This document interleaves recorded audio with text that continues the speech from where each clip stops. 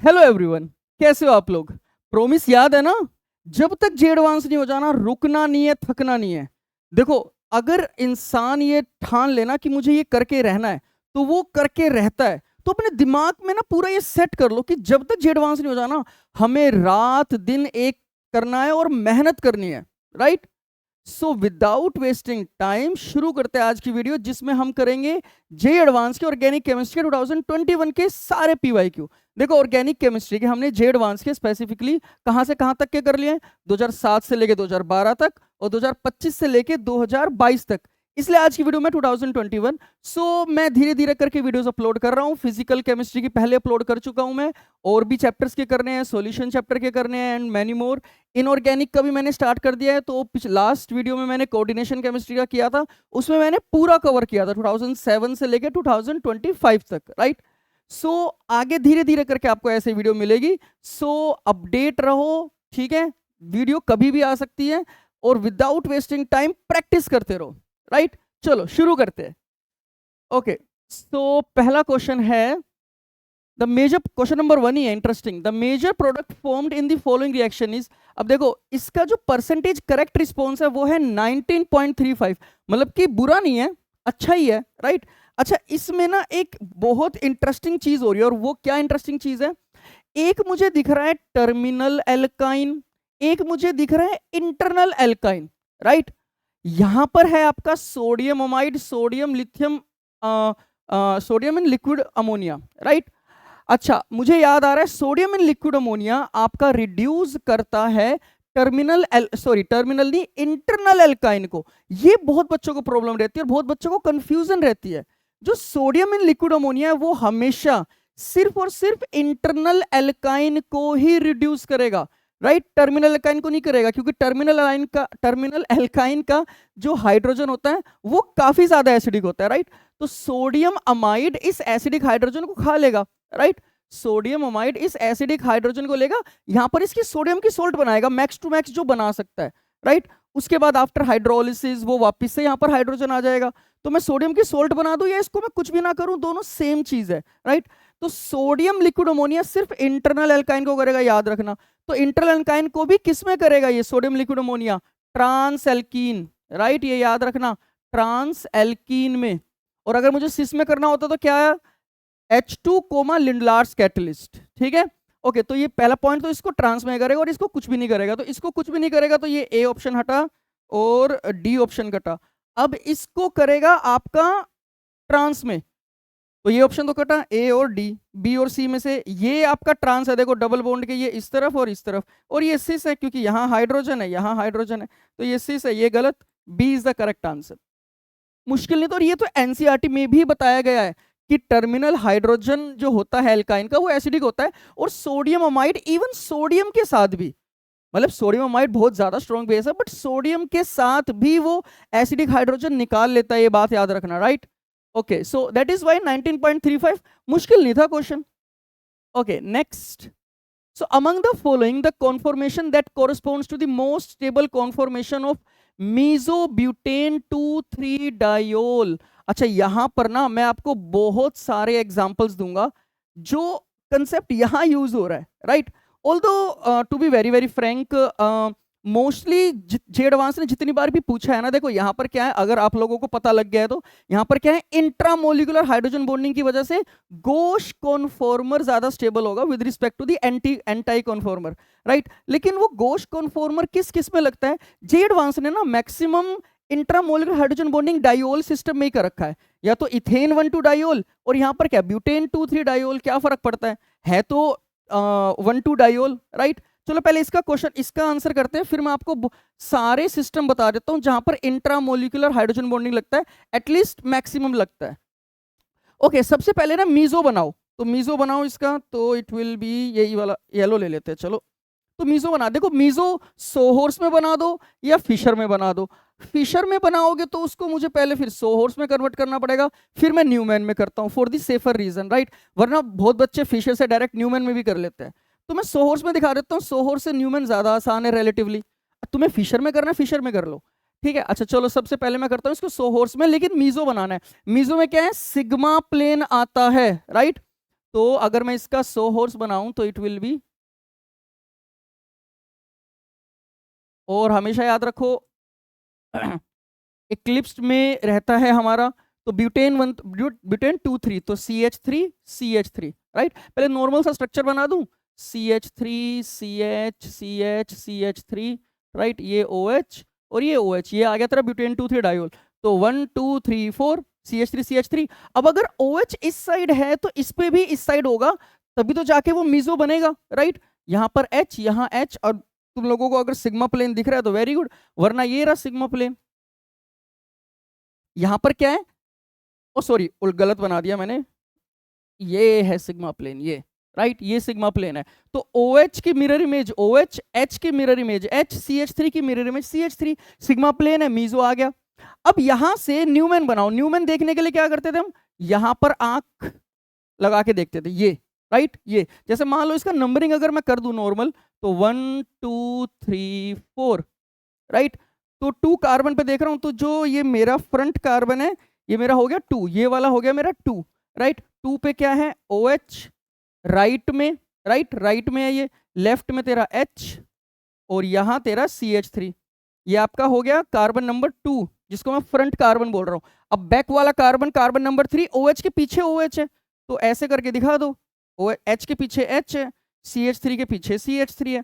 तो बहुत बच्चे ना डायरेक्ट भी बना लेते हैं कि भाई मीजो बनाना है तो ये मीजो है, उनको न्यूमैन में दिख जाता है, कई बच्चों को सोहर्स में दिखता है, कईयों को फिशर में। तो सबसे आसान है, सबसे आसान जो होता है फिशर में ही होता है राइट। अभी फिशर का भी बना के दिखा दूंगा। तो तो अब इसको देखो, ऑब्वियसली वो स्टैगर्ड कॉन्फॉर्मेशन में मेरे से पूछ रहा है। अच्छा, स्टैगर्ड कॉन्फॉर्मेशन में मैं कितना भी घुमा सकता हूं इसको, ठीक है। थोड़ा सा अगर मैं ऊपर कर दूं, एक सेकेंड, ओहो क्या हो गया, ए भगवान, छोड़ो कोई नहीं, टेक्नोलॉजिया हो जाता है कभी कभी। तो अब देखो इसको कैसे, पीछे वाला है 3 कार्बन, अब इसको स्टैगर्ड में रोटेट कर दो। मैं स्टैगर्ड में देखो कितना रोटेट कर सकता हूं, इस OH का इस OH के साथ इंट्रामोलिकुलर हाइड्रोजन बॉन्डिंग बनेगा जब ये 60 डिग्री होगा, अभी तो 0 डिग्री है राइट। 60 डिग्री पे मैं बना सकता हूं, ये मुझे याद रखना पड़ेगा। कुछ देखो मैक्सिमम जो आपके कॉन्फॉर्मर होते हैं वो आपके एंटाई कॉन्फॉर्मेशन ही स्टेबल होते हैं, लेकिन कुछ कंडीशंस की वजह से, जैसे एक कंडीशन है, ऐसे बहुत सारी कंडीशंस होती है बाय द वे, सिर्फ हर बार इंट्रामोलिकुलर हाइड्रोजन बॉन्डिंग नहीं होता, ये भी मैं बता देता हूँ, ठीक है। हाँ, बट एडवांस लेवल पे पूछते हैं, एडवांस मतलब जे एडवांस नहीं, ग्रेजुएशन लेवल पे, जे एडवांस में 11th-12th लेवल पे इतना हाई चीजें नहीं पूछेंगे, बट यू नेवर नो, ठीक है। मैं एग्जाम्पल से बताऊंगा। तो इसको रोटेट करो, किसी को भी रोटेट कर दो, क्योंकि आगे वाला जो है अकॉर्डिंग टू द स्ट्रक्चर, आगे वाला फ्रंट कार्बन को उसने उल्टा वाई बना रखा है। देखो मैं इसको उल्टा वाई बोलता हूँ, इसको मैं उल्टा वाई बोलता हूँ, तो इसको उल्टा वाई है, पीछे वाला सीधा वाई है। तो एक काम करते हैं, उल्टा वाई बना देते हैं। उल्टा वाई किस तरीके से बनाऊंगा, इसको मैं 60 डिग्री रोटेट करता हूँ, तो ये OH, पीछे वाला OH और आगे वाले OH के बीच में एंगल आ जाएगा 60 degree, dihedral angle right. Okay, so इसको मैंने 60 डिग्री रोटेट किया सेकंड वाले कार्बन को। तो सेकंड वाले कार्बन को किया, पहले इसको ऐसे ड्रॉ कर लो, ऐसे आएगा, और पीछे वाला है ऐसे। एक चीज याद रखा करो, देखो इस वाले वाई को मैं बोलता हूं सीधा वाई, जो कैपिटल वाई होता है इंग्लिश का अल्फाबेट, ठीक है, इसको मैं बोलता हूं सीधा वाई, और इसको मैं बोलता हूं उल्टा वाई। हर 60 डिग्री पे ना सीधे वाई का उल्टा वाई, उल्टे वाई का सीधा वाई, ऐसे कन्वर्ट होगा हर 60 डिग्री पे। और अगर 120 डिग्री किया तो सीधे वाई का सीधा वाई, उल्टे वाई का उल्टा वाई। ये याद रखो, ट्रिक अच्छी लगती है मेरे को, ठीक है। अच्छा, मैंने सेकंड वाले कार्बन को घुमा रहा हूँ, थर्ड वाला कार्बन एज इट इज है। थर्ड वाले कार्बन में क्या है, यहाँ OH पीछे, और यहाँ H, और यहाँ है Me लिख देता हूँ राइट। अच्छा, अब मैंने 60 डिग्री, अच्छा मैं बता भी देता हूँ कि C2 को मैंने 60 डिग्री रोटेट किया, लेट्स से क्लॉकवाइज रोटेट किया है, क्लॉकवाइज, एंटी क्लॉकवाइज भी कर लो, कोई फर्क नहीं पड़ेगा, ठीक है। मैंने क्लॉकवाइज रोटेट किया तो यहाँ OH, क्योंकि यहाँ आ गया, CH3 यहाँ चला गया, Me और H यहाँ चला गया। अब इनके बीच में हो रहा है hydrogen bonding, intramolecular hydrogen bonding. तो अब ये स्ट्रक्चर देखेंगे तो स्ट्रक्चर में ये ही सबसे ज्यादा स्टेबल होगा, रेदर देन मैं OH को एंटी करूं या Me को एंटी करूं, वो वाला नहीं होने वाला, ये बात याद रखना, ठीक है। देखो इसका इंट्रामोलिकुलर हाइड्रोजन बॉन्डिंग किया तो ये बाय डिफॉल्ट 60 पे आ गए, मुझे इस पे ध्यान रखना है, ठीक है। ये चाहे गोश में आए, ये चाहे एंटी में आए, मेरे को फर्क नहीं पड़ता, मुझे इसका इंट्रामोलिकुलर हाइड्रोजन बॉन्डिंग बनाना है। ओके, तो कैसे देखूंगा? अलग भी हो सकता है, दूसरी कॉन्फर्मेशन दिखा सकता है। मैं देखूंगा भाई दोनों OH60 दोनों Me60, ठीक है, दोनों OH60 दोनों Me60। तो कौन कौन से है? पहले जो नहीं है वो काट देते हैं, ठीक है, जो नहीं है। दो OH ये है आपका 180, हटाओ इसको। दोनों Me180 ये भी हटाओ। यहाँ पर हाँ, अब ये वाला देखते हैं। तो यहाँ पर जो मुझे दिख रहा है, आगे वाला आगे वाला Me और पीछे वाला OH वो है 180 काइंड ऑफ, इसमें नहीं है। तो चेक करते हैं मेरा क्या आ रहा है। मेरा आ रहा है पीछे वाला, मतलब आगे वाला ले लो, क्या फर्क पड़ता है, एक ही बात है। Me और OH अपोजिट कर दिया उसने, ऐसे घुमा दिया, कोई फर्क नहीं पड़ता। तो मेरा Me और OH एंटी आ रहे हैं एक, ठीक है ना, अपोजिट कार्बन वाले। तो यहाँ पर भी नहीं, वैसे सेम ही तो है। हाँ, Me यहाँ, हाँ यही तो है, बस उसने इस तरफ शिफ्ट कर रखा है, ठीक है। नहीं नहीं नहीं, एक सेकंड एक सेकंड, यही वाला है ना? एक सेकंड जो देखने दो, तो समझ में भी नहीं आ रहा है कौन से वाला बना रखा है इसने। OH और Me, OH और Me, ना ना ना ना ना ना, यहाँ पर क्या है? दोनों OH यहाँ पर, हाँ ये वाला है, दिस इज द करेक्ट। देखो यहाँ पर क्या हो रहा है, OH Me और OH Me, अपोजिट वाले कार्बन का एक OH और एक Me, ये है आपका 180 डिग्री। लेकिन यहाँ पर नहीं है, यहाँ पर एक ही है Me और OH। दूसरा MeOH तो 60, मतलब डाइहेड्रल एंगल 60 है। तो ये वाला है, देखो MeOH और MeOH MeOH, हाँ तो B is the correct answer. B is the correct answer, ठीक है। और इसलिए तभी तो 12.64% बच्चों ने सही दिया है, राइट। तो ये ध्यान रखना, ठीक है। वो कौन सी, देखो कई बार क्या होता है कि मैंने कौन सी कॉन्फर्मेशन बनाई है, उसका दूसरा कॉन्फर्मेशन तो नहीं बना दिया, दूसरा मतलब ऐसे पलट के बना दिया हो, राइट। तो वो ध्यान रखना पड़ता है। अच्छा, एज प्रोमिस मैं तुम लोगों को वो दिखा देता हूँ, कौन कौन से सिस्टम स्टेबल होते हैं गोश वाले, राइट। ओके, तो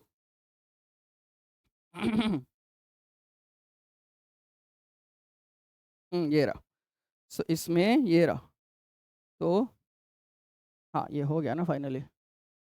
चलो और भी सिस्टम मैं बता देता हूँ कौन कौन से ज़्यादा स्टेबल होते हैं, ठीक है, याद रखो, बेस्ट है। अच्छा, तो सिस्टम है मेरा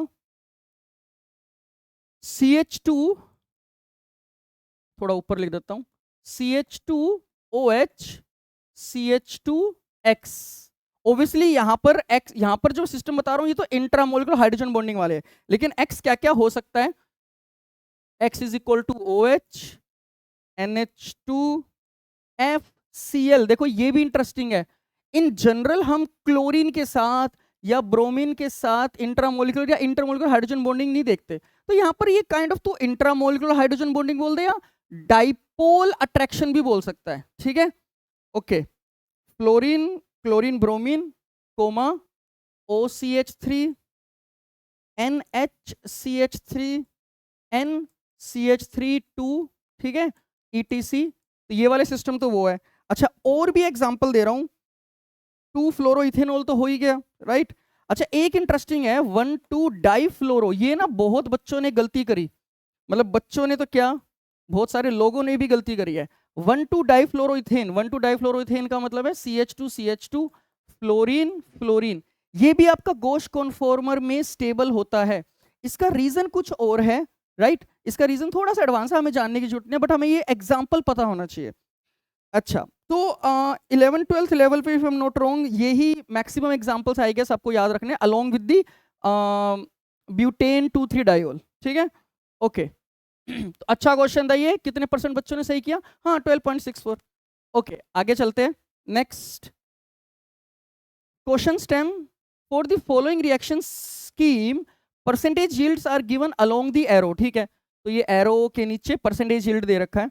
X gram and Y gram are the masses of R and U, R और U का वो मास है, तो ऑब्वियसली X और Y की वैल्यू बतानी है, ठीक है। चलो स्टार्ट करते हैं।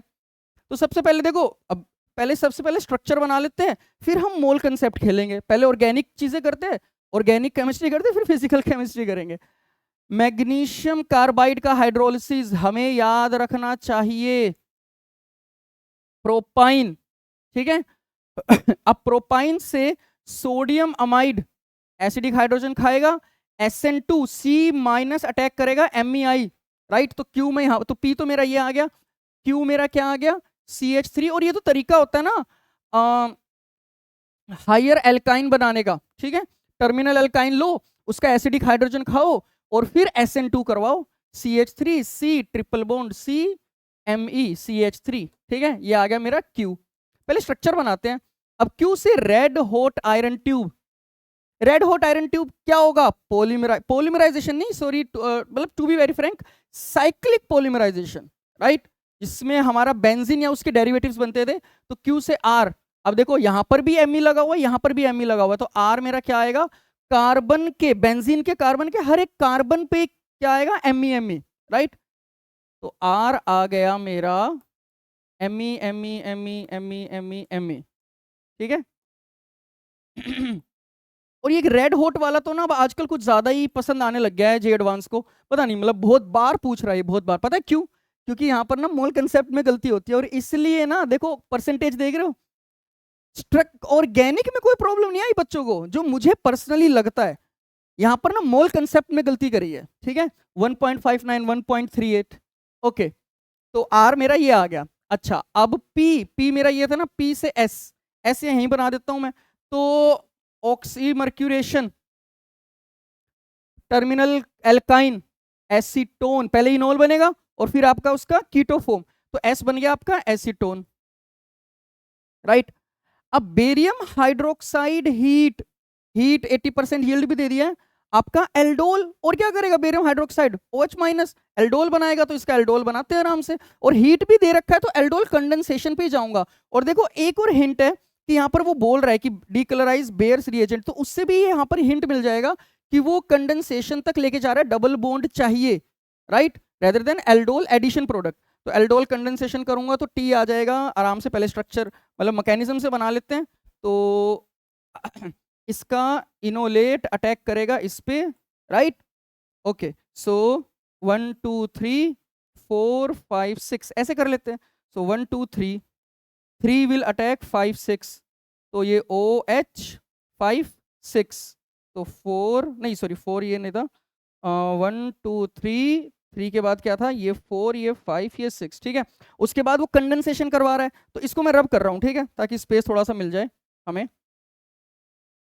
अब कंडेंसेशन, तो कंडेंसेशन में फाइनल प्रोडक्ट क्या बनेगा मेरा, फाइनल बनेगा अल्फा बीटा अनसैचुरेटेड, और यहाँ ऐसे और ऐसे, इवन CB याद आ रहा होगा भाई, even CB, OH minus even CB, right. अब इसको भी हटा देता हूं ताकि थोड़ा सा स्पेस मिल जाए हमें, इवन CB याद रखो। अच्छा, तो ये मेरा क्या बना है बाय द वे, S से T बना है, ये मेरा बना है T। अब NaOCl, NaOI, NaOH plus Cl2, NaOH plus I2, haloform reaction, chloroform reaction, right. So T से U क्लोरोफॉर्म, तो मिथाइल कीटोन, तो यहां पर क्या आ जाएगा आपका COO, ओ सॉरी, ये तो आपका उसमें जाएगा ना OH, O, तो ये वाला कार्बन, ये वाला कार्बन चला गया ना क्लोरोफॉर्म बनाने में, तो यहां पर OH, और फिर ये, अब देखो यहां पर ये डीक्लोराइज बेयर्स रिएजेंट भी है। अब ना यहां पर मैं आप लोगों को एक इंटरेस्टिंग चीज बताऊं, यू का आंसर, मतलब कि क्वेश्चन नंबर 6 का आंसर वाई ग्राम में है ना, 2 आंसर दिए थे जे एडवांस ने। क्या 2 जे एडवांस ने आंसर दिए थे, एक या तो कार्बोक्सिलिक एसिड के हिसाब से बता दो, या फिर क्योंकि एट द एंड तो भाई ये NaOH plus Cl2 है ना, तो बेसिक बनता क्या है, बेसिक कंडीशन में O माइनस Na+, तो जे एडवांस ने दोनों के हिसाब से आंसर दिया था, राइट। अच्छा चलो, अब ये आ गया मेरा U। अब परसेंटेज यील्ड खेलते हैं भाई, ठीक है। और परसेंटेज यील्ड खेलने के लिए देखो, ऑर्गेनिक केमिस्ट्री में बार बार ये बात बता रहा हूं मैं, हमेशा ये याद रखो स्टोक्योमेट्रिक कोफिशिएंट 1 के अलावा तो नहीं है, और यहां पर दोनों रिएक्शन में 1 के अलावा है, ठीक है। क्या क्या है भाई, यहां से यहां आया कोई दिक्कत नहीं है, ठीक है, ये P ग्राम तेरा ये बना। अब यहां से यहां भी कोई दिक्कत नहीं है, यहां से यहां क्या होगा, 3Q giving me R, 3Q giving me R, right. अच्छा, अब यहां से यहां देखते हैं, तो यहां तो एसीटोन कोई दिक्कत नहीं है, यहां से यहां इसके 2 मोल लगेंगे तब जाके एक T बनेगा, aldol condensation, aldol addition, 2 aldehyde या 2 कीटोन जुड़ के एक बनता था, तो यहां पर भी 2 का फैक्टर है, इसलिए मुझे लगता है, ऑल्दो आई डोंट थिंक ये मुश्किल क्वेश्चन है, ठीक है। चलो सोल्व करते हैं अब। थोड़ा सा ऊपर कर देगा। ओके, अब कैलकुलेशन चलो ग्रीन से कर लेते हैं। तो मोल्स ऑफ पी सबसे पहले 4 अपॉन इसका मोलर मास कितना हो जाएगा, 12 3 36 और 4 40, अरे वाह अच्छे हैं, 0.1 मोल। अब क्यू, अच्छा जो क्यू है ना यहां से यहां तो 1 है, लेकिन यहां से यहां 3 क्यू से आ रहा है, तो क्यू के जो मोल्स हैं वो 1:1 है, इसका एक इसका एक, ठीक है। वो तो इस रिएक्शन के लिए 3 है ना, तो वो ऐसे करके दिखा देता हूं भाई। P से तो Q बन रहा है, लेकिन Q से जो R बन रहा है ना वो 3Q से आ रहा है, तो सबसे पहले Q के मोल्स निकालूंगा और फिर R के निकालने के लिए डिवाइड बाय 3, ठीक है। तो moles of Q will be equal to 75%, तो 0.1 इंटू 0.75, या और फ्रैक्शन में कर लेते हैं ना, 75/100 ना, तो 4 से कट रहा है, नहीं 25 से कट रहा है, 25 चौक 25 दिया, तो कितना आ गया 0 पॉइंट, या 0 पॉइंट की जगह मैं बोल देता हूँ 3/40, ठीक है। तो Q के मोल्स आ गए 3/40, है ना, Q के मोल्स। अब R के मोल्स, यहीं पर बच्चों ने गलती कर दी, इसलिए परसेंटेज यील्ड जो कि ऊपर चली गई है अभी दिखा भी दूंगा, बहुत कम बच्चों ने सही आंसर दिया। अब moles of R will be 1/3 of moles of Q, ठीक है, ये बात याद रखना भाई, क्योंकि कैसे लिखोगे इसको, लिखोगे कैसे इसको, ऐसे लिखोगे ना, moles of R by moles of Q will be 1/3 stoichiometric coefficients का रेशियो। तो मोल्स ऑफ आर क्या हो जाएगा, moles of Q divide by 3, ये तो मोल कंसेप्ट समझा रहा हूं मैं, ये तो क्यों ही समझा रहा हूं मैं, इतना तो हमें आना ही चाहिए। अच्छा अब आर है क्या, आर तो मेरा ये था ना, हाँ क्यू के मोल्स निकाल दिए। अच्छा परसेंटेज यील्ड कितनी है 40%, तो इंटू 0.4 या 40/100 कर दूं, तो कितना आ जाएगा 1/3 इंटू क्यू के मोल्स क्या है 3/40 इंटू इंटू 3/40 इंटू 40/100, ठीक है। तो ये कटा, अरे वाह कितना बढ़िया आ गया 1/100। अब बस हमें मेहनत ये करनी है कि आर का मोलर मास निकालना है, ठीक है। चलो ऊपर चलते हैं थोड़ा सा, तो आर का मोलर मास निकालते हैं। तो molar mass of R will be, कितने कार्बन है भाई, कार्बन कितने हैं 6 तो बेंजीन के, और 6 एमई वाले, 6 6 12, 12 हाइड्रोजन कितने हैं बेंजीन वाले हाइड्रोजन तो सारे चले गए, CH3 है, और 3 1 2 3 4 5 6, 6 इंटू 3 18, और कुछ तो है नहीं ना। चलो 12 इंटू 12 ये तो याद रहता है 144 और 18, 8 और 4 12, 4 और 1 5 6 और 162, तो mass of R which is equal to x gram, x is equal to 162 into 1/100, 162 तो मोलर मास और 1/100 इसके मोल्स, ठीक है। तो कितना आ गया 1.62, 1.62 इज द करेक्ट आंसर। मैं यहां लिख देता हूं, वाइट से लिख देते हैं 1.62 ग्राम, ठीक है। अच्छा अब निकालते हैं वाई ग्राम, अब वाई ग्राम निकालते हैं। तो P से वो S पे आ रहा है, ठीक है, P से वो S पे आ रहा है, तो मोल्स ऑफ P तो अभी हमने देख ही लिए इतने हैं, ठीक है। अब मोल्स ऑफ क्या चाहिए मेरे को, मोल्स ऑफ S, तो 1 से 1 ही है भाई। अगेन फिर मैं लिखूंगा कि P से S है, और सेकंड स्टेप में 2S से T है, राइट। तो P से S है मेरा, तो P से S तो नॉर्मल ही है, तो परसेंटेज यील्ड 100% है, अच्छा 100% है। तो मोल्स ऑफ S भी आपका कितना हो गया 100% है ना, तो इतना ही है 0.1, ठीक है मोल्स। अच्छा अब 2S से T है, 2S से, क्योंकि एल्डोल कंडेंसेशन 2 लगेंगे तब जाके एक, और 80% यील्ड है, 80% T, तो moles of T will be equal to moles of S divide by 2, right. और इनटू कितना था यील्ड में भूल ही गया, बोलते बोलते भूल जाता हूं मैं, 80% इनटू 80%, ठीक है। तो moles of T will be equal to moles of S कितना है 1/10 इंटू 2, 0.1 को खोल दिया ना, इंटू 80/100, थोड़ा सा कट रहा है ना बस इसलिए, 2 4, तो 4/100 moles of T, moles of T इतना आ गया, मोल्स ऑफ U भी उतना ही आएगा 1:1 है, बस 80% है यील्ड, ठीक है। तो moles of U will be equal to moles of T into 80%, ठीक है। मोल्स ऑफ T कितना है 4/100 इंटू 80/100। अच्छा अब ये है कितना, अब इसका मोलर मास यू ही निकालना था ना, हाँ यू के मोलर मास यू का मैंने मोल्स निकाल दिया, अब इसका मोलर मास यू क्या है मेरा ये। अब देखो दोनों तरीके से आंसर निकाल सकते हो, या तो कार्बोक्सिलिक एसिड ले लो या sodium salt of carboxylic acid. मैं कार्बोक्सिलिक, चलो सोडियम सोल्ट का लेके निकाल देता हूँ। दोनों आंसर एक्सेप्टेबल थे जे एडवांस में, मैं तुम्हें ये भी बता देता हूँ, ठीक है।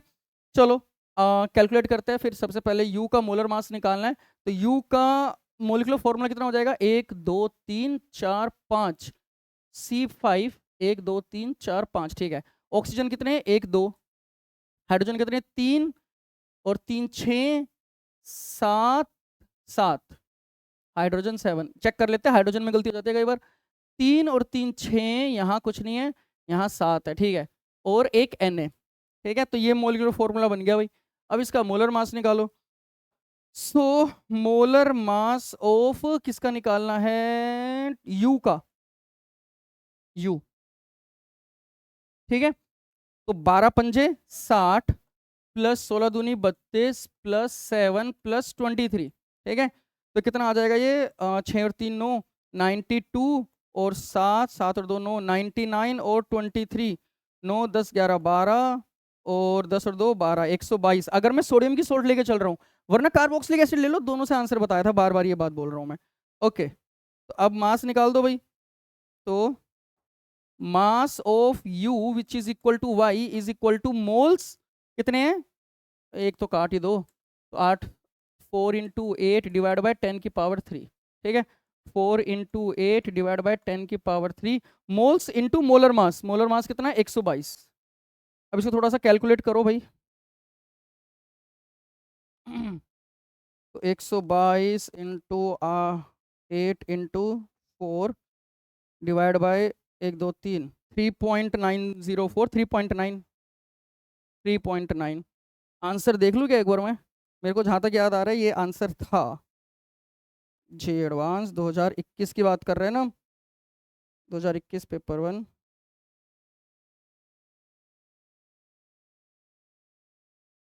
हाँ 3.9, देखो ये वाला जो रेंज थी 3.9 से टू 3.90 से 3.91, ठीक है, इसकी रेंज ये थी। और जब आप कार्बोक्सिलिक एसिड लोगे ना तो उसकी रेंज थी 1 नहीं सॉरी 3.2, 3.2 टू 3.2 ही है, अच्छा मतलब 3.2 ही है, 3.20, ठीक है।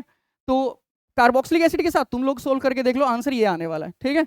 ओके चलो, सो देखो ये मुश्किल नहीं था, इसमें बस एक ही प्रॉब्लम थी जो मुझे लगी जो बच्चे गलती कर सकते हैं, एंड दैट वाज परसेंटेज इसलिए इतनी कम है कि यहाँ पर स्टोक्योमेट्रिक कोफिशिएंट का ध्यान नहीं रखा होगा बहुत सारे बच्चों ने। और ये रेड हॉट वाला ना जानबूझ कर करवाता ही वो इसलिए है कि बच्चे गलती करें स्टोक्योमेट्रिक कोफिशिएंट्स में, ठीक है। बाकी ऑर्गेनिक के हिसाब से तो आसान ही था। चलो आगे चलते हैं, नेक्स्ट 2.14 भाई, देखते हैं इसमें ऐसा क्या है।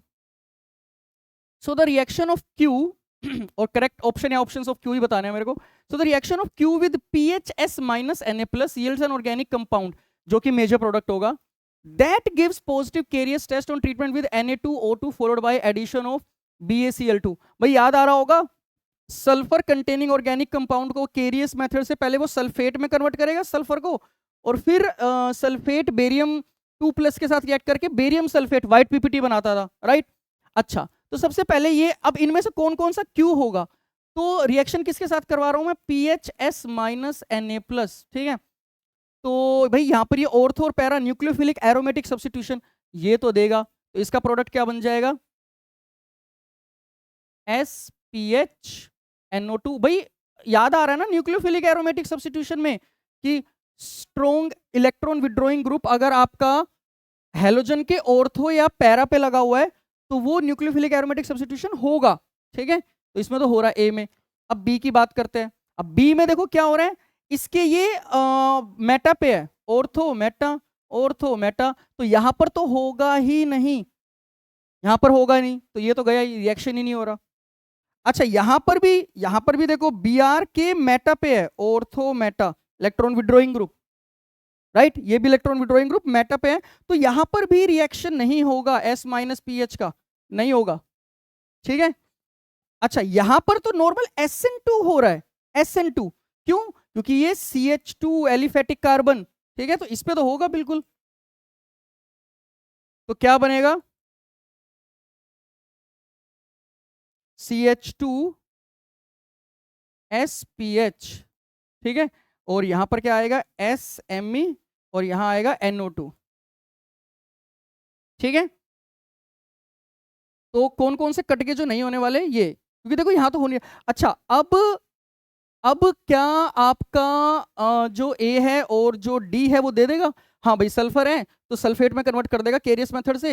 यहाँ पर भी दो, यहाँ तो दो दो सल्फर है, 1 और 2। ठीक है, दोनों सल्फर देंगे, दोनों सल्फर आपका वो देंगे, तो आंसर आ गया A और D। ठीक है, अब इसमें ना मुझे याद आ रहा है बहुत सारे बच्चों ने ये बोला था, ठीक है सर यहाँ पर ही रिएक्शन नहीं दे रहा लेकिन इसके अंदर तो सल्फर है ना, वो तो दे देगा। अब देखो ये जे एडवांस का ना लैंग्वेज पे ध्यान दो, वो ये कह रहा है कि ना reaction of Q with PHS minus Na plus yields an organic compound. जो वो दे रहा है ना उसके साथ केरियस मेथड कर रहा हूं मैं, yields an organic compound that gives positive. अब जब रिएक्शन हो ही नहीं रहा है तो मैं कंसिडर नहीं करूंगा। ठीक है, कंसिडर नहीं करूंगा, ये बात याद रखना। तो क्वालिटेटिव क्वांटिटेटिव एनालिसिस बहुत इंपॉर्टेंट है, ये तो क्वालिटेटिव एनालिसिस है। ठीक है, वैसे क्वांटिटेटिव भी ऐसा ही होता है, उसका तो सल्फेट में कन्वर्ट करता है वो, तो याद रखो भाई। ठीक है, सो 2.14% बच्चों ने ही सही आंसर दिया है। तो थोड़ा सा डिसअपॉइंटिंग था मेरे लिए क्योंकि क्वेश्चन तो आसान ही था। ठीक है, चलो moving on to the next question. The maximum number of possible isomer या आइसोमर्स इंक्लूडिंग स्टीरियो आइसोमर्स। ये मैं पहले भी बता चुका हूं, अगर आप लोगों ने मेरी वीडियो देख रखी है। Total number of stereo isomers बनाने के लिए पहले स्ट्रक्चरल बनाओ, फिर आपका अगर मॉलिक्यूलर फॉर्मूला दे रखा है, फिर ज्योमेट्रिकल देखो, फिर उसमें ऑप्टिकल देखो। यहां पर देखते हैं वो क्या करवा रहा है। The maximum number of possible isomers including stereo isomers which may be formed on monobromination of 1 methylene साइक्लोहेक्स 1 इन। ठीक है, चलो भाई, using Br2 and UV light. ठीक है, तो ये तो वो है एल्केन का हेलोजिनेशन, और डबल बॉन्ड है तो एलाइलिक पोजीशन सबसे ज्यादा एक्टिवेटेड है। अच्छा, अब यहां देखो, तो सबसे पहले 1 मिथाइलिन साइक्लोहेक्सिन, अब ये तो बताऊंगा नहीं ना कि आई पे कैसे कैसे बना दिया मैंने। ठीक है, एक चीज याद रखो, इसको पहले मैं सोल्व करता हूं फिर मैं बताऊंगा कि जे एडवांस ने क्या काइंड ऑफ मैं बोल दूं गलती करी या लैंग्वेज में क्या गलती करी। ठीक है, अच्छा यहां देखो, अब सबसे पहले ना एलाइलिक पोजीशन सबसे ज्यादा एक्टिवेटेड, क्योंकि रेडिकल बनेगा, याद आ रहा होगा, और एलाइलिक रेडिकल सबसे ज्यादा स्टेबल। ठीक है ना, with respect to the other radicals. तो एलाइलिक रेडिकल कौन कौन से हैं मेरे भाई? ये वाला कार्बन, ठीक है, कार्बन कार्बन डबल बॉन्ड के नेक्स्ट वाला, कार्बन कार्बन डबल बॉन्ड के नेक्स्ट वाला, कार्बन कार्बन डबल बॉन्ड के नेक्स्ट वाला। तो इनकी जगह ना मैं 1 2 3 लिख देता हूँ, लेट्स से स्टार की जगह 1 2 3। ठीक है, तो 1 2 3। तो सबसे पहले मान लो कार्बन 1 पे मैंने रेडिकल बनाया, कार्बन 1 कौन सा है? ये वाला। ठीक है, कार्बन 1 पे रेडिकल बनाया। अब देखो जब भी एलाइलिक रेडिकल हो ना, ऑलवेज लुक कि रेजोनेंस, देखो रेजोनेंस तो होगा, दैट इज फॉर श्योर, क्योंकि एलाइलिक रेडिकल है। रेजोनेंस बनाओ, क्योंकि दूसरा वाला जो आपने काइंड ऑफ रेजोनेटिंग स्ट्रक्चर बनाया ना उसका भी प्रोडक्ट बनता है। तो बहुत सारे बच्चे यहां गलती करते हैं, ऑल्दो इस वाले में इतनी गलती नहीं करी, 9.96 ही है। ठीक है, अब ऑल्दो देखो एरो तो प्रॉपर ये वाला होता है, प्रॉपर एरो तो ये वाला होता है, लेकिन मैं for the sake of simplicity मैं सिंगल हेडेड एरो ही बना देता हूँ, मतलब सिंगल वाला एरो ऐसे। ठीक है, double headed arrow, double headed नहीं, वही सिंगल वाला। डबल हेडेड तो दोनों तरफ वाला हो जाता है। ओके, ये होता है डबल हेडेड तो।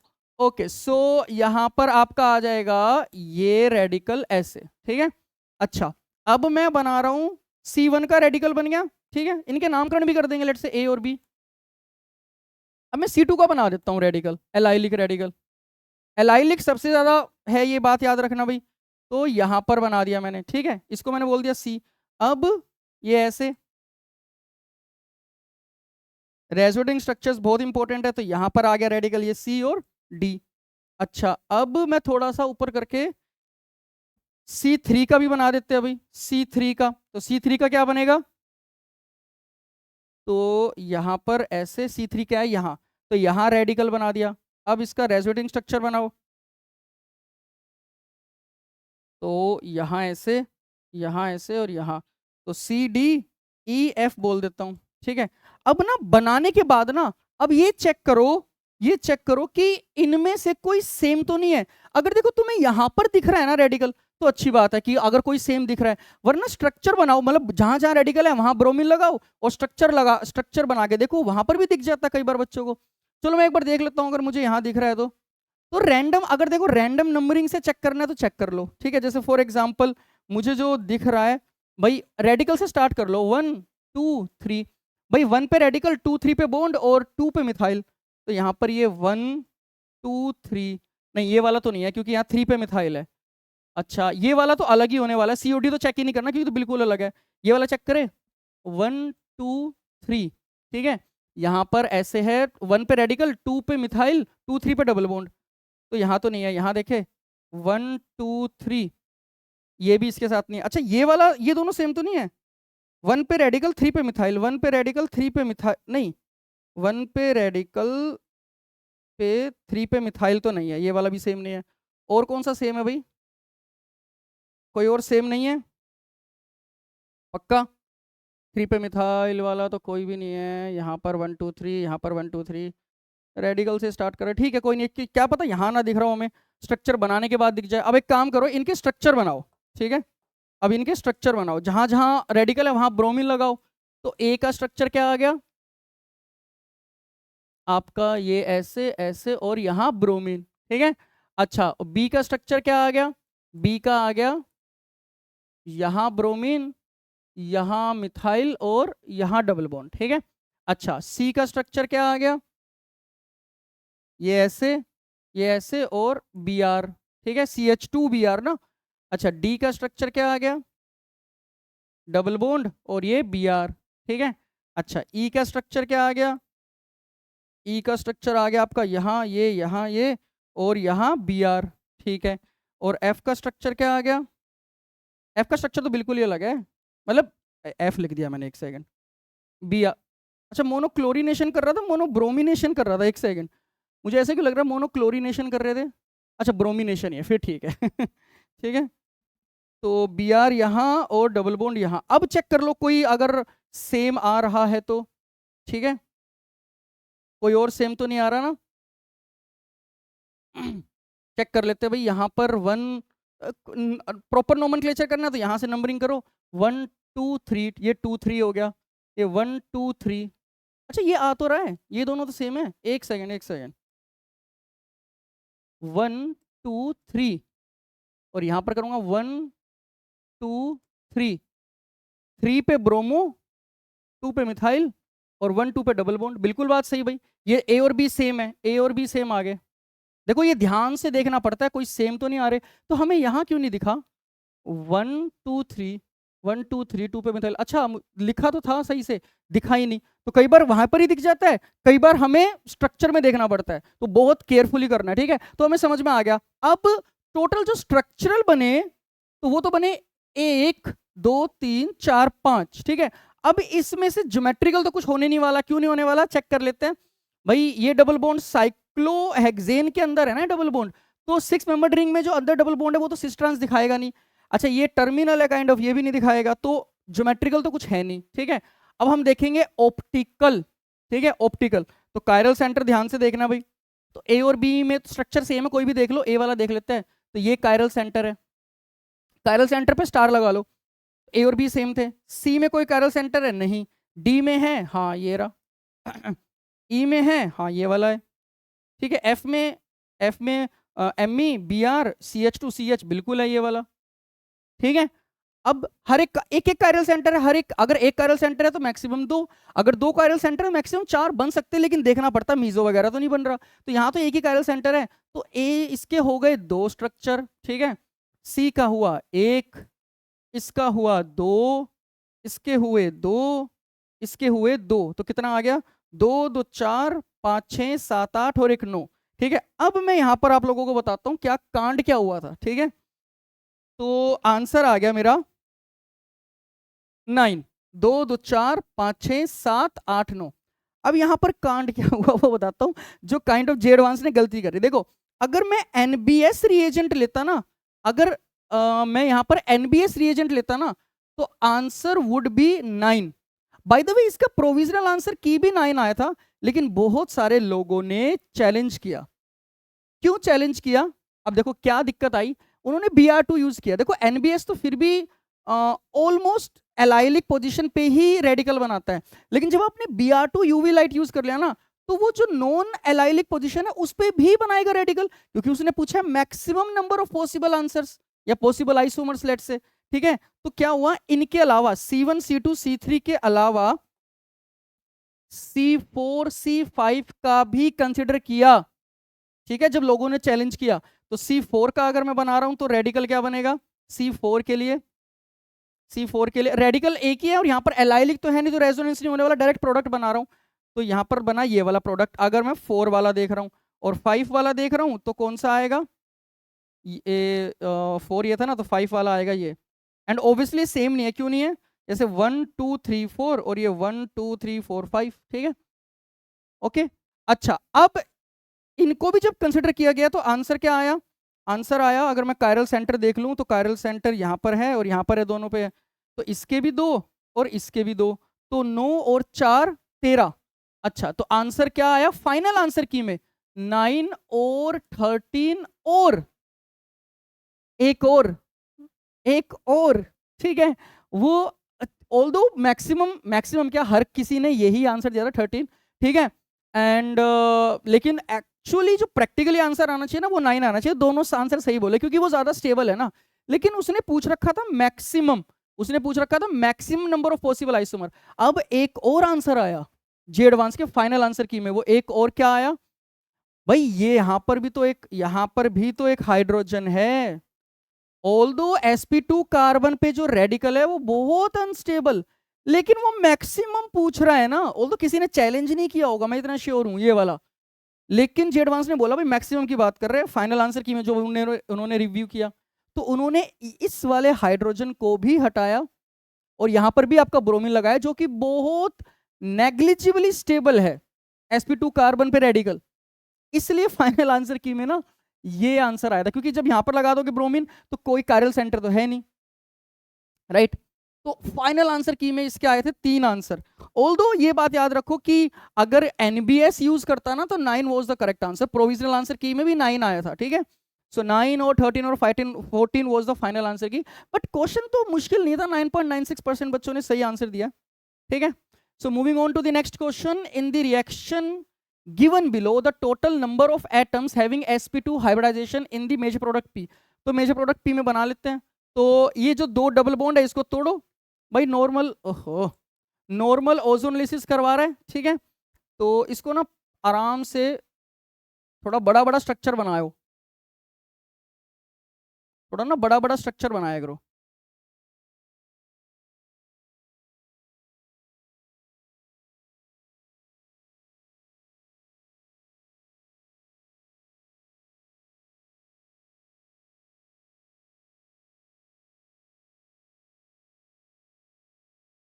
ऐसे ही है ना, एक सेकंड, 1 2 3 4 5, 1 2 3 4 5, हाँ ठीक है, ठीक है, ये बना दिया। अब तो ओजोनलिसिस करा, अब आपका NH2OH ऑक्साइम बनाएगा, ठीक है। तो इस डबल बॉन्ड को हटा देता हूं मैं, डबल बॉन्ड O को हटा देता हूं, O को हटा दिया, तो यहाँ पर वो करो डायरेक्ट, एक ग्रीन से कर लेते हैं, double bond NOH, double bond NOH, double bond NOH, double bond NOH, ठीक है।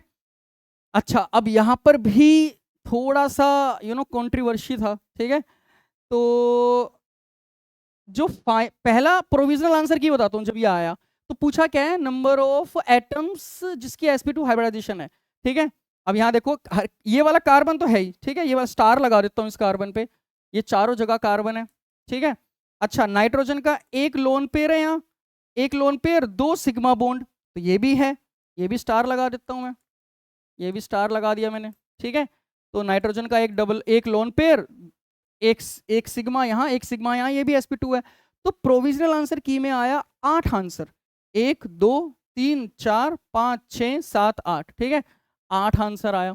फाइनल आंसर की में आए इसके 2 आंसर, क्योंकि बहुत सारे लोगों ने फिर अगेन चैलेंज किया, और वो चैलेंज क्या था, देखो जैसे मान लो CH2, एक चीज को ध्यान से देखना यहाँ पर सेगमेंट को, फिर क्योंकि सबके लिए वही वैलिड है, OH, ठीक है। यहां पर रेजोनेंस हो रहा है ना भाई, जैसे फॉर एग्जांपल देखो, पहले तो मैं एक चीज बता रहा हूं भाई, फिनोल में भी तो ऑक्सीजन के 2 लोन पेयर है, लेकिन हम क्या कहते हैं फिर कि ऑक्सीजन का लोन पेयर ये वाला डीलोकलाइज्ड है, तो ये हाइब्रिडाइजेशन में पार्टिसिपेट नहीं करेगा।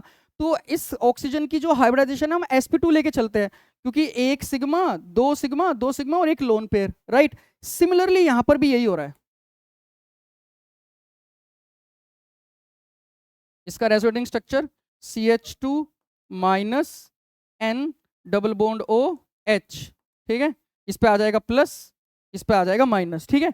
ये भी तो एक रेजोनेटिंग स्ट्रक्चर है इसका। और जब मैं ये वाला रेजोनेटिंग स्ट्रक्चर बना रहा हूं इस पर्टिकुलर स्ट्रक्चर का, तो अब देखो जो कार्बन और नाइट्रोजन था आपका काइंड ऑफ sp2 हाइब्रिडाइज्ड, अब यहां पर ये भी है क्योंकि एक सिग्मा दो सिग्मा एक लोन पेयर, इसलिए यहां पर ये ऑक्सीजन भी sp2 हाइब्रिडाइज्ड है बिकॉज ऑफ द रेजोनेंस। इसलिए फाइनल आंसर की में 8 और अब कितने हो जाएंगे, 4 और ऐड कर दो, 1 2 3 4, 8 और 4 12, तो फाइनल आंसर की में आया था 12। अब देखो क्वेश्चन ये है कि तुम लोग ये भी तो पूछ सकते हो कि सर फिर 8 आंसर क्यों दिया गया, 8 आंसर क्यों दिया गया। देखो मैं तुम्हें एक बात बताता हूं कि ना जब हम फॉरेन ऑथर बुक्स पढ़ते हैं ना, उसमें ना जब वो पूछता है sp2 हाइब्रिडाइज्ड एटम बताओ, तो वहां पर ना वो बाय डिफॉल्ट जो रेजोनेटिंग स्ट्रक्चर मैंने आपको दे रखा होता है ना, उसी पे वो पूछ रहा होता है, रेदर देन मैं उसका रेजोनेटिंग स्ट्रक्चर दूसरा बना के चेक करूं, ठीक है। तो थोड़ा सा ना एक कॉन्ट्रोवर्शियल रहता है इस मामले में, इसलिए दोनों आंसर देना was the right decision rather than मैं एक ही आंसर दूं, ठीक है। Okay so anyway I don't think कि क्वेश्चन मुश्किल था, क्वेश्चन तो आसान था 20.75, ठीक है, क्वेश्चन तो आसान ही था। ओके चलो पेपर 1 खत्म, पेपर 2 का ये भी क्वेश्चन नंबर 1, ये बड़ा प्यारा क्वेश्चन है क्योंकि इसमें बहुत सारे रिएक्शंस और ऐसे क्वेश्चन तो कितनी बार जे एडवांस में आया है। So the reaction sequence that would yield orthoxylene as a major product. भाई जाइलिन याद करो, जाइलिन क्या था, डाइमिथाइल बेंजीन। अब वो डाइमिथाइल ऑर्थो है, मेटा है, पैरा, डिपेंडिंग अपॉन वो नाम क्या दे रखा है, जैसे मेरे वाले केस में वो ऑर्थो दे रहा है। अब एक एक करके स्टार्ट करो, तो सबसे पहले मैं जब ए स्टार्ट कर रहा हूं तो सबसे पहले इसका डाइजोनियम बना दो, NaNO2 डाइजोनियम, फिर सैंडमेयर रिएक्शन CuCN लग जाएगा। तो यहां पर सबसे पहले Me स्टेप बाय स्टेप करते हैं, ठीक है।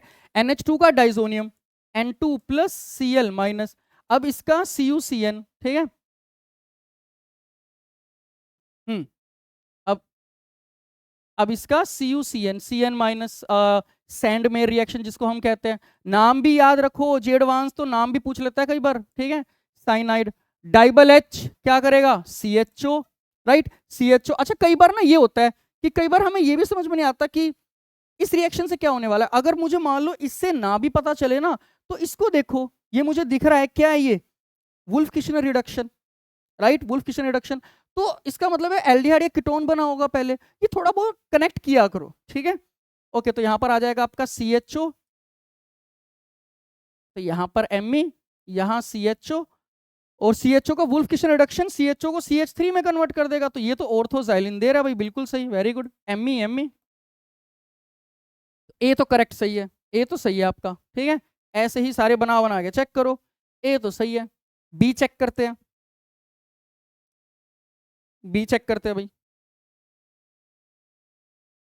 तो बी में सबसे पहले Mg, यहाँ पर ये RMgX बना देगा, CO2 यहाँ COOH लगा देगा। तो इस स्टेप के बाद क्या हो रहा है, डायरेक्ट मैं लिख देता हूँ, इस स्टेप के बाद हो रहा है यहाँ Me, ठीक है, सॉरी यहाँ नहीं है, तो ठीक है कि यहाँ पर भी लगा देते क्या ही फर्क पड़ता है, बट कोई नहीं।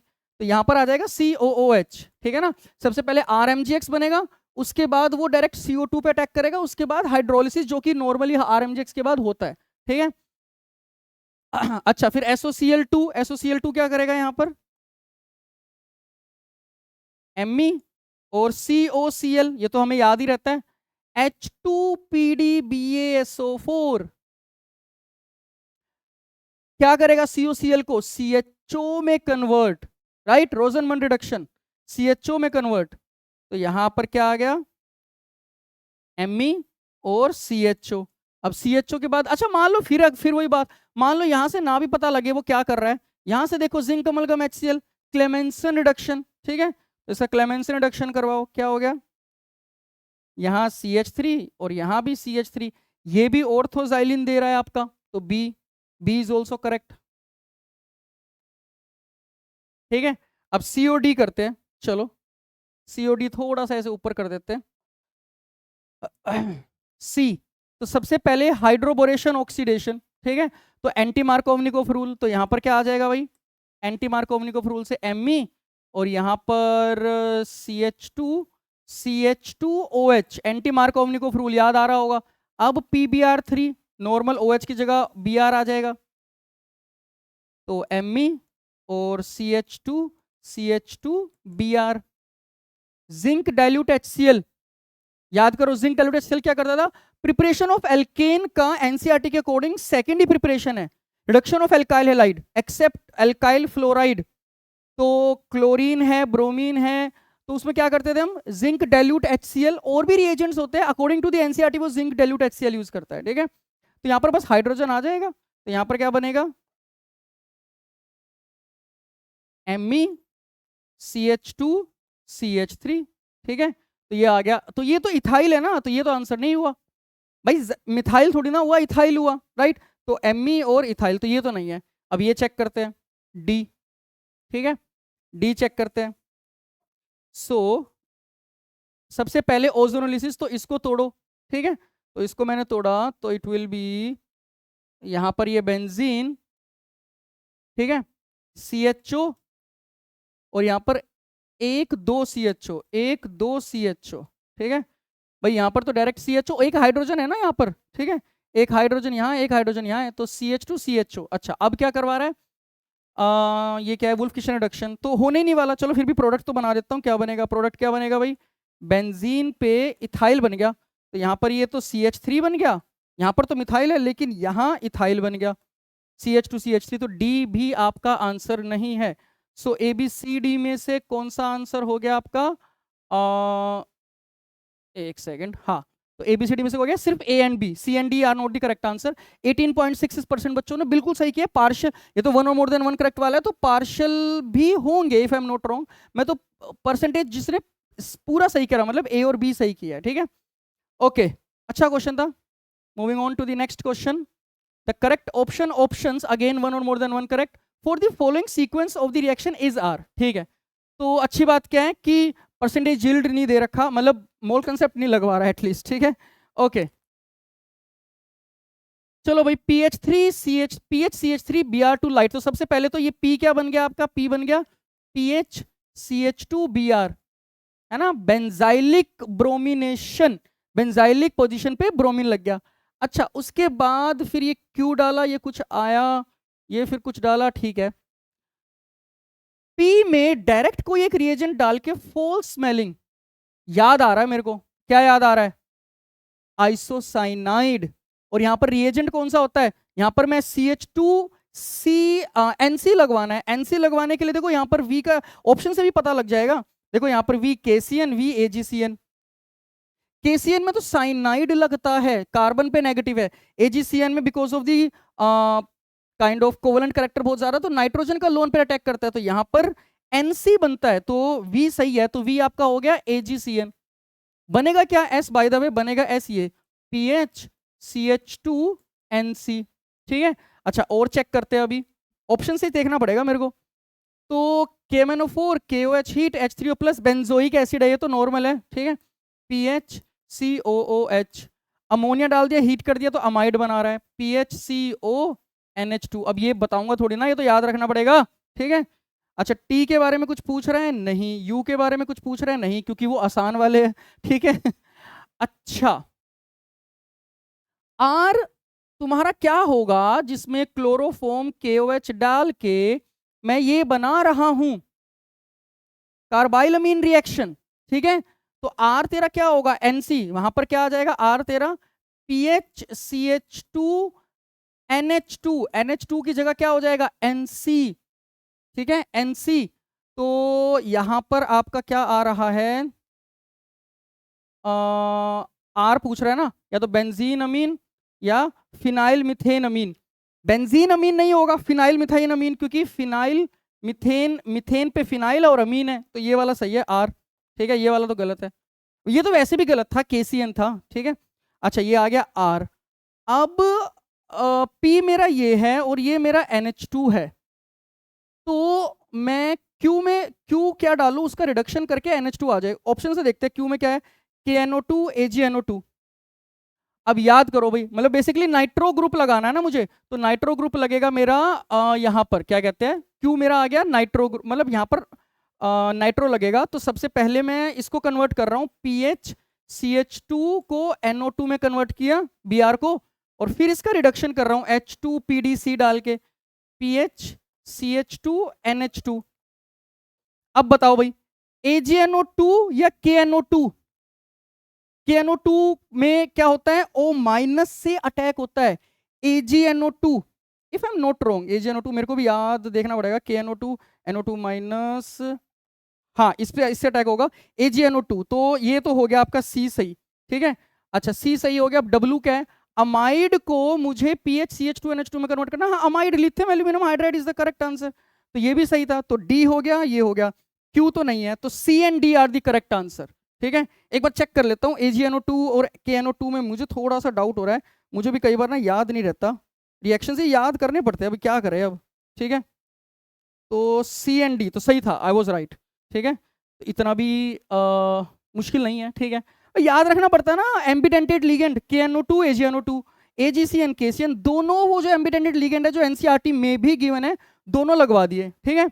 और बहुत प्यारा क्वेश्चन है, ठीक है। सारे हो गए ना। देखो एक तो इससे हिंट मिल रहा है फॉल्स स्मेलिंग से, दूसरा इससे भी हिंट मिल रहा है कि R क्या होगा, ठीक है। तो बहुत सारे हिंट थे यहाँ पर। अच्छा क्वेश्चन, तभी तो 20.86% बच्चों ने सही किया है, अच्छा परसेंटेज है। ओके नेक्स्ट, अरे बाप रे, देखो परसेंटेज देखो, 0.62%, 5.27%। चलो दूसरे वाला फिर भी ठीक है, पहले वाले में ऐसा क्या है, ठीक है। So reaction of X gram of tin with HCl quantitatively produced a salt. Entire amount of the salt reacted with Y gram of nitrobenzene in the presence of required amount of HCl to produce 1.29 gram of an organic salt. Salt बोल रहा है, ठीक है ना, वहां पर भी salt था क्वांटिटेटिवली। तो ठीक है, बेसिकली ये रिएक्शन ये वाला है ना, ऑर्गेनिक का जो रिडक्शन रिएक्शन होता है उसका रिडॉक्स रिएक्शन बता रहा है नाइट्रो। तो यहाँ पर टिन HCl, यहाँ पर क्या बनता है, अमीन, मतलब कि एनिलीन। अच्छा, तो टिन का तो वो x ग्राम दे रहा है, और इसका y ग्राम पूछ रहा है, जितना मुझे याद आ रहा था वैल्यू ऑफ y क्या था, y ग्राम ऑफ नाइट्रोबेंजीन, ठीक है। तो ठीक है, अब करो। अब वो क्या कह रहा है, reacted with effort to produce 1.29 gram of an organic salt बोल रहा है, सोल्ट। देखो HCl की प्रेजेंस में सोल्ट बनेगा, वो ये कह रहा है। मैं ये भी बना सकता हूं, अब उसने बोल दिया कि सोल्ट है, तो अब भाई बेस एसिड, राइट, तो तेरे को रेदर देन ये बनाएगा, तुझे ये बनाना पड़ेगा, एन एन, अरे हो जा, NH3 plus Cl minus NH3, HCl add कर दिया बेसिकली, ठीक है। अगर वो बोलता है कि सोल्ट नहीं है, कुछ एनिलीन की कोरस्पोंडिंग कुछ हिंट दे देता, तो मैं एनिलीन बनाता, क्योंकि in the presence of strong acid है ना, तो सोल्ट बन रहा है, ठीक है। अब इस सोल्ट का वो मास दे रहा है 1.29 ग्राम, ठीक है। अच्छा, इट्स अ रिडॉक्स रिएक्शन, ठीक है। तो थोड़ा सा रिडॉक्स केमिस्ट्री खेल लेते हैं, रिडॉक्स से इतना डरना भी नहीं होता। तो जो नाइट्रो से एनिलीन बन रहा है या NH3 प्लस Cl माइनस बन रहा है, क्या फर्क पड़ता है, NO2। यहां पर ऑक्सीडेशन स्टेट कितनी है नाइट्रोजन की, +3। ये तो मैं निकालना पड़ेगा, अब दिखाऊंगा थोड़ी देर निकाल के मैं ये, ठीक है। तो थोड़ा सा को एक सेकंड नीचे कर देता हूं मैं, ये क्या हो गया, ये बिना टेक्नोलॉजी हो रहा है मेरे साथ, एक सेकंड।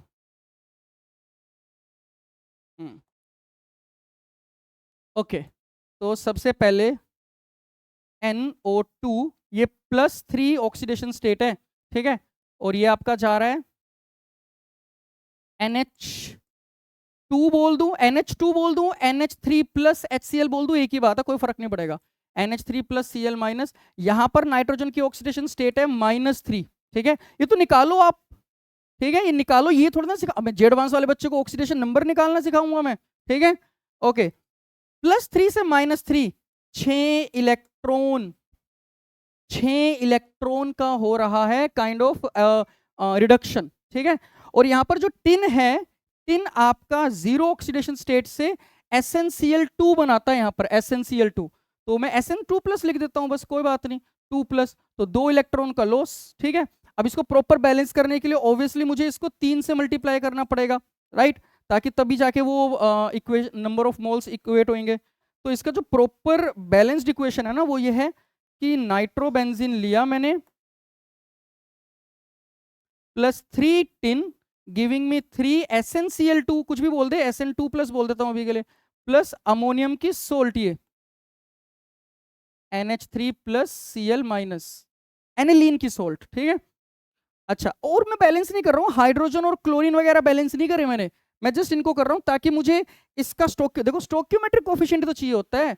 रिडॉक्स बोल दूं, चाहे देखो रिडॉक्स में चाहे तो एन फैक्टर से कर लो, चाहे मोल कंसेप्ट से कर लो। I personally love mole concept more, ठीक है। ओके चलो ठीक है। अब निकालते हैं भाई, तो इसका अब देखो ये है ना मोटा मोटा, अब इसका 1.29 ग्राम दे रखा है, तो इसका मोलर मास ढूंढते हैं सबसे पहले। तो इसके मोल्स आ जाएंगे, तो इन दोनों के भी मोल्स आ जाएंगे, फिर तो नॉर्मल मोल कंसेप्ट है। तो इसके मोल्स कितने हो जाएंगे, moles will be equal to 1.29 divide by इसका मोलर मास।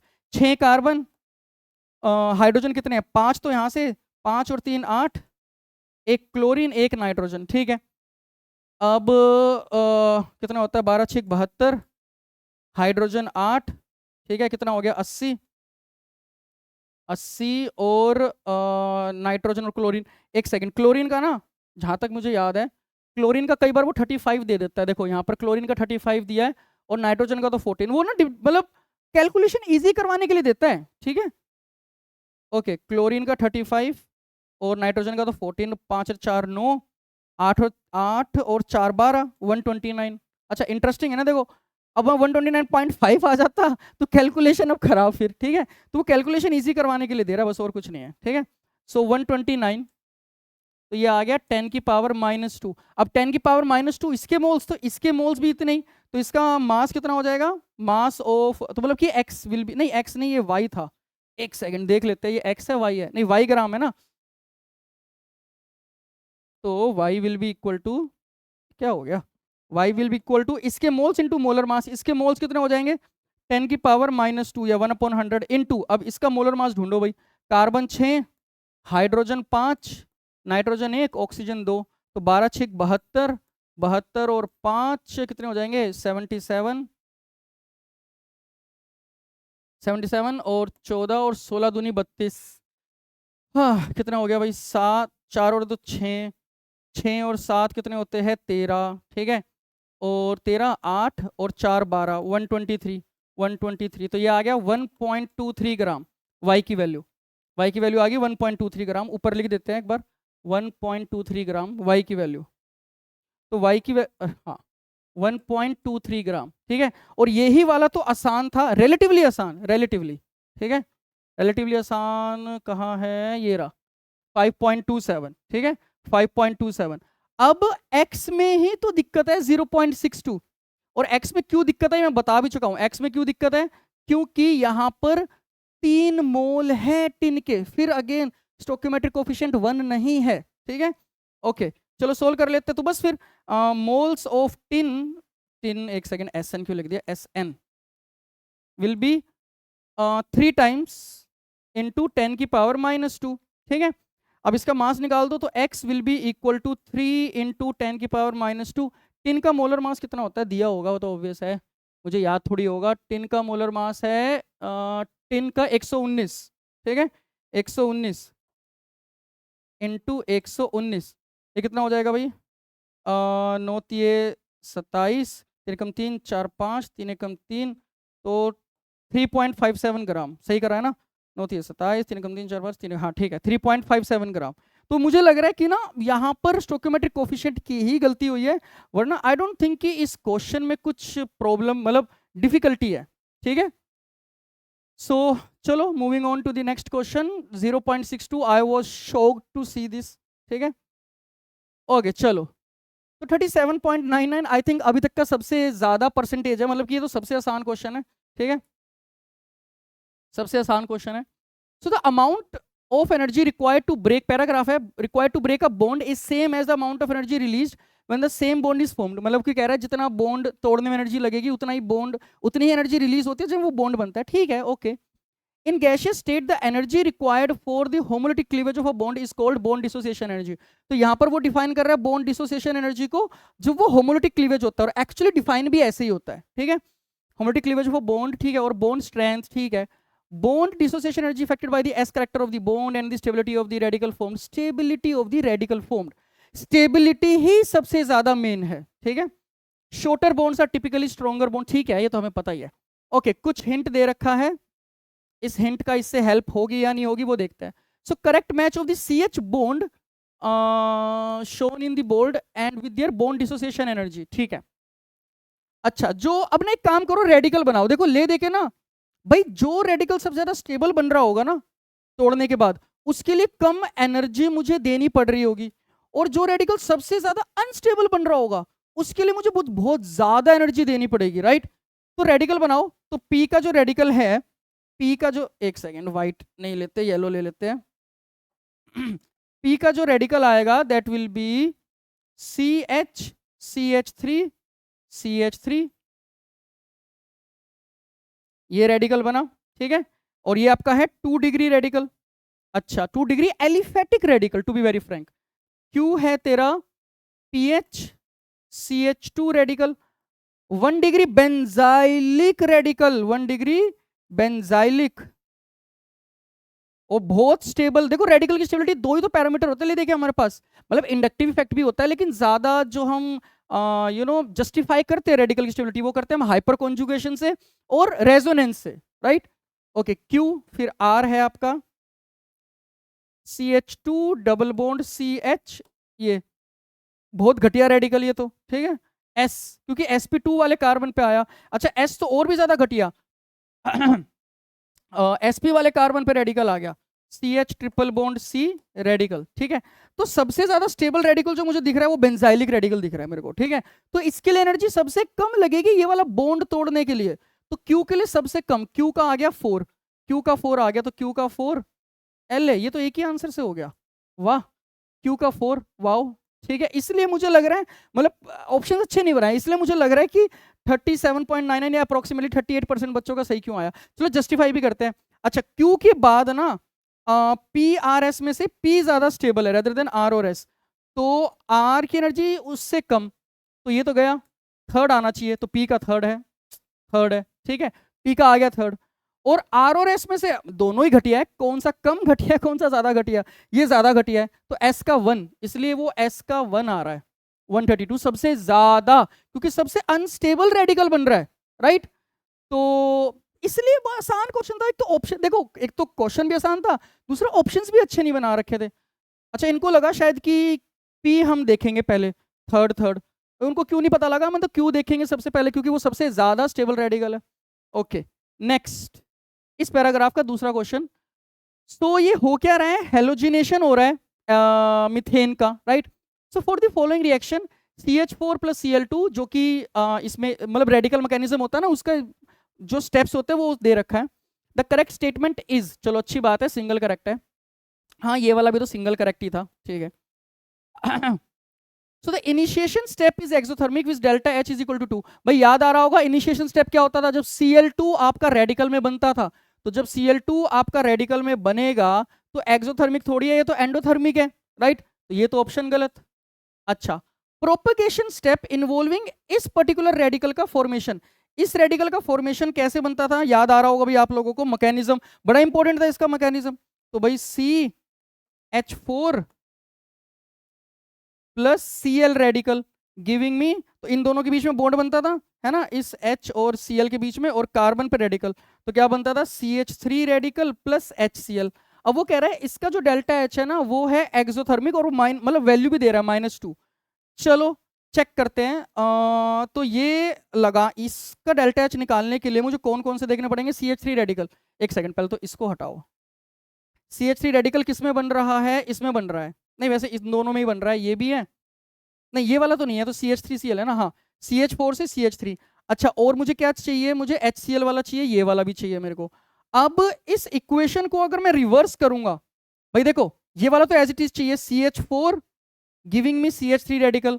अच्छा इसको रिवर्स करूंगा ताकि H रेडिकल कैंसिल आउट हो जाए, यहां पर रिएक्टेंट में Cl रेडिकल आ जाए, प्रोडक्ट में HCl आ जाए. ठीक है. तो इस इक्वेशन को रिवर्स करना पड़ेगा, ये एज इट इज, तो इसका डेल्टा H कितना आ जाएगा, दैट विल बी, ये तो एज इट इज है 105, और इसको रिवर्स करूंगा तो -103, -103 तो आ गया ये भाई +2, जो भी यूनिट है किलो कैलोरी पर मोल, +2 आ गया.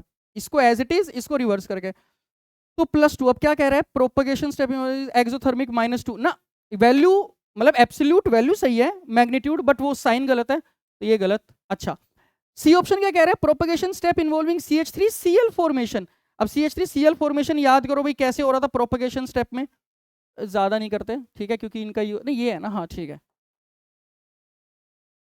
तो बन क्या रहा है CH3Cl, तो CH3Cl कैसे बनता था, CH3 रेडिकल प्लस CH3Cl कैसे बनता था, Cl2Cl2, हाँ ठीक है, ये Cl2Cl2 करके बनता था, तो इसका ऐसे, इसका ऐसे, इसका ऐसे, ठीक है, CH3Cl प्लस Cl रेडिकल, ये ऐसे बन रहा था। तो ऐसे तो बन रहा था आपका, सबसे पहले CH3 रेडिकल बन रहा था, फिर वो क्लोरीन को होमोलिटिक क्लीवेज करवा रहा था। ओके, तो कौन कौन से रिएक्शन ऐड सब्ट्रैक्ट करने हैं, CH3Cl यहां पर बन रहा है, तो इसको तो उल्टा करके ऐड करना है क्योंकि CH3Cl बन रहा है, तो इसका तो आ गया डेल्टा H विल बी -85, ठीक है। अच्छा, Cl2, अब देखो जब मैं इसको उल्टा करके ऐड करूंगा तो CH3 रेडिकल तो आ गया, Cl रेडिकल एक्स्ट्रा है, अब Cl2 मेरा राइट लेफ्ट में आना चाहिए, तो इसको एज इट इज ऐड करूंगा इस वाली इक्वेशन को, ताकि एक Cl कट जाए और एक Cl आ जाए वहां पर, क्योंकि यहाँ 2 Cl है, तो इसको एज इट इज +58 तो 85 में से 58 गया, 15 में से 8 गए, 15 में से 8 गए इतना होता है 7, और 7 में से 5 गए 2, 27, लेकिन माइनस का है, माइनस है ना, तो ये गलत, फिर एंडोथर्मिक नहीं एक्सोथर्मिक है, तो ये भी गलत। ये लो, आंसर ही आपका डी आ गया, आंसर आपका डी आ गया, स्टिल एलिमिनेशन तो आ गया, फिर मैं एक बार प्रूव कर देता हूँ कि कैसे आया, ठीक है।